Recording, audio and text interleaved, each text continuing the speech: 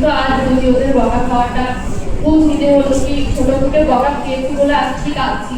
কারণ যেমন বাড়িতে বকা খেতাম, অনেক ম্যাডামের সাথে আমি বকা খেয়েছি স্কুলে, কিছু ম্যামকে ভয় পেতাম, কিন্তু যখন ম্যামদের সাথে কথা বলেছে ভয় আর থাকি।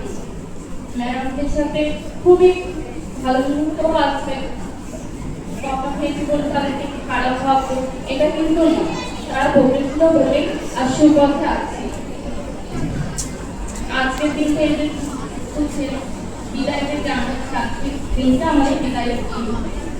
হ্যাঁ, রেজাল্টের দিন আবার দেখা হবে, তারপরে হয়তো স্কুলের কোনো ক্লাস করবো, তখন আরো একটা কাজও থাকবে, ব্যস্ত হয়ে পড়বো। কিন্তু 5 থেকে দ্বাদশ শ্রেণী পর্যন্ত এই জীবনটা আর কোনোদিনও ফিরে পাবো না। এই জীবনটাই সত্যি, এই জীবনটাই যে জীবন 5 থেকে দ্বাদশ শ্রেণী যারা থাকতো ছোট ভাই বোনেরা, তোমরা এখানে খুব আনন্দের জীবনটা কাটিয়ে নিও। কারণ 12 ক্লাসের পরে জীবনটা খুব সহজ হয়। যতদিন এই স্কুলে আছো বান্ধবীদের সাথে ভালোভাবে থেকো, কথা থাকবে, বন্ধুত্বটা টিকিয়ে রেখো। স্কুল ছাড়ার পরও বন্ধুত্বটা, ম্যাডামদের সাথে যোগাযোগ এইসব টিকিয়ে রেখো। মাঝে মধ্যে যোগাযোগ করবে।